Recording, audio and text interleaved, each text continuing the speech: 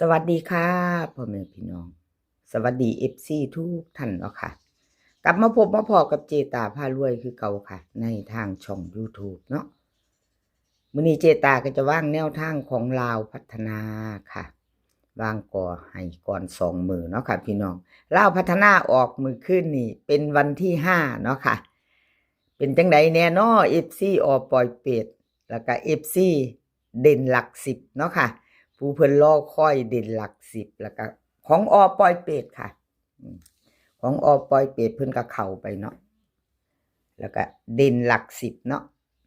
FC ถามหารอคอยอยู่เด่นหลัก10ค่ะเจตาว่าซั่นมาแล้วแนวทางใหม่ของเพิ่นอันนี้ประวัติค่ะประวัติทั้ง2เซียนเจตาให้เบิ่งก่อนเบิ่งใส่กันเพิ่นเข้าเพิ่นมาเนาะแนวทางของเพิ่นเดินค่ะมาเบิ่งของไผก่อนค่ะพี่น้องบัดนี้ปอยเป็ดเพิ่นเข้า91เนาะค่ะเต็มๆตรงๆค่ะตรงๆบ่ได้กลับบ่แม่นเน้นบ่แม่นเจาะแต่ว่าก็เข้าตรงๆเนาะเอามาเบิ่งของปอยเป็ดก่อนเนาะค่ะเบิ่งของปอยเป็ดก่อนก่อนจังไปเบิ่งอันหลัก10เดินดีเนาะค่ะ2เซียนดังเพิ่นเข้าปอยเป็ดแนวทางใหม่เพิ่นให้มาแล้วค่ะออกปุ๊บเพิ่นให้มาปั๊บปอยเป็ดเนาะมาเบิ่งประวัติที่ผ่านมาวันที่3ค่ะปอยเป็ดเขา2งวดติดแล้วเด้อ FC พระเอกปอยเป็ดเขา2งวดติดแล้วเด้อค่ะวันที่3กับวันที่5เนาะค่ะ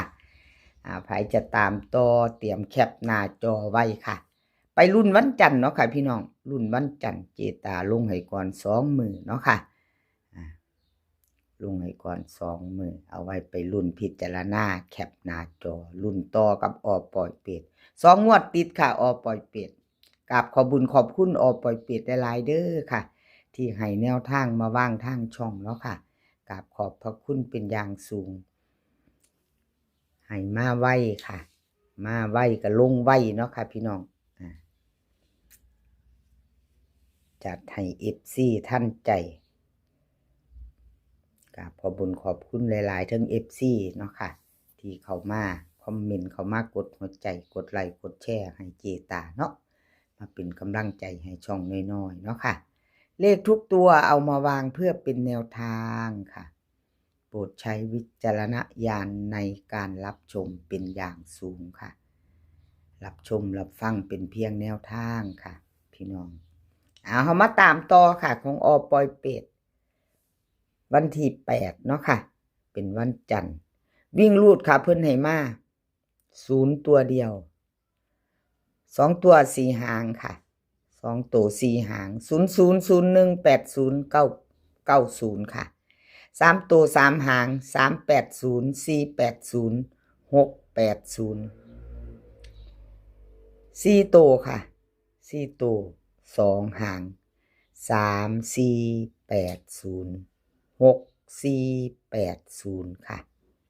วิ่งรูดเด่นตัวเดียวเด้อค่ะพระเอกปล่อยเป็ด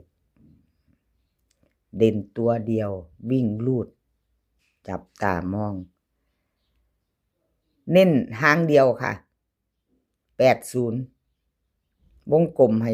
80ปล่อยเป็ดเน้นหางเดียวค่ะ80 3ตัวเน้นหางเดียวเหมือนกัน480ค่ะ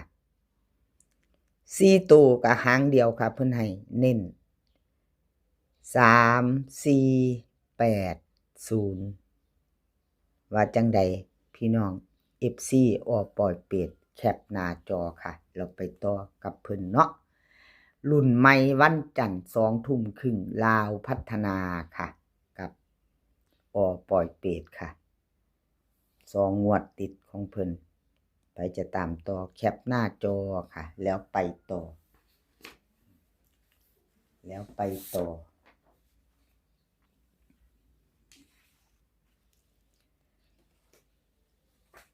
หลัก10เดินดีค่ะเด่นหลัก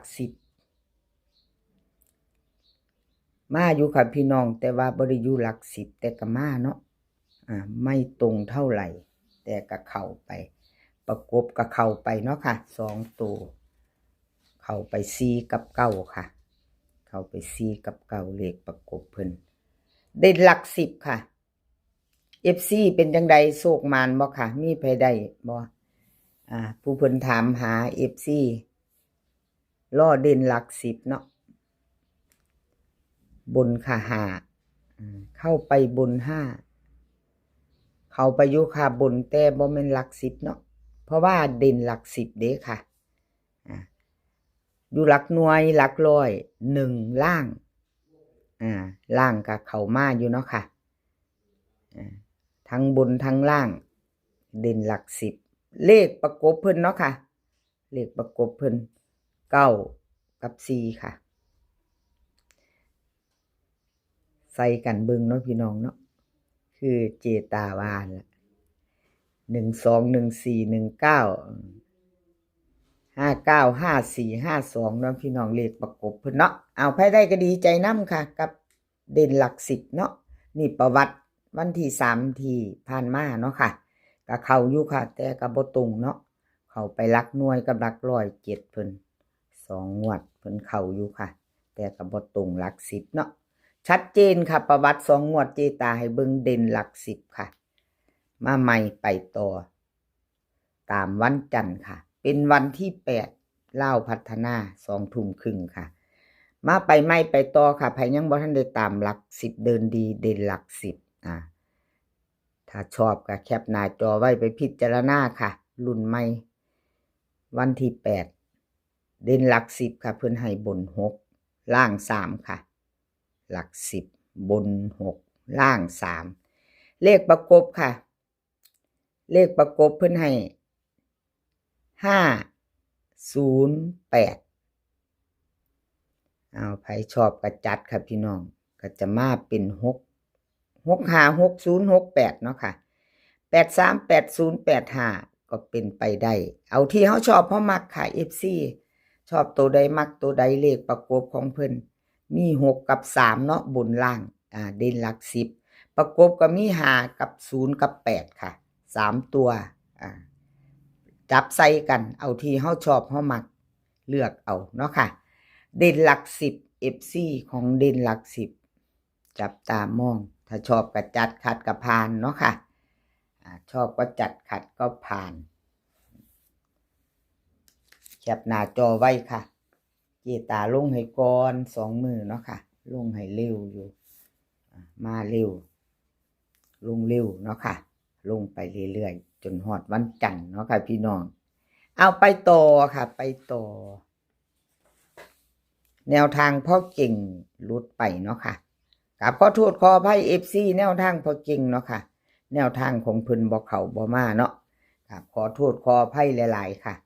แนวทางพ่อเก่งลาวพัฒนาออก3ตัว145ล่าง91ค่ะมาเบิ่งประวัติของเพิ่นเจตาให้เบิ่ง2งวดหลุด2งวดค่ะชัดเจนประวัติแนวทางพ่อเก่งบ่เดินบ่เข้าเนาะค่ะบ่มาเฮาก็ไปใหม่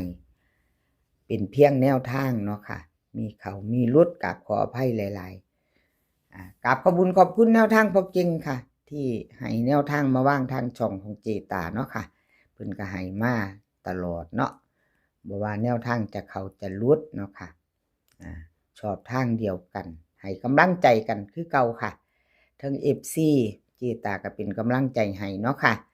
แล้วก็ขอบคุณที่เขามากดไลค์กดแชร์คอมเมนต์ให้เจตาเนาะค่ะเอาวิ่งลูดค่ะลาวพัฒนาเพิ่นให้มา0กับ6 2ตัว4หางค่ะ06 07 63 62เบิ้ล0066 3ตัวค่ะ3หาง063 067 006ค่ะวิ่งลูดเพิ่นให้เด่นทอกันค่ะ0กับ6 2ตัวค่ะเน้น06กับ63ค่ะ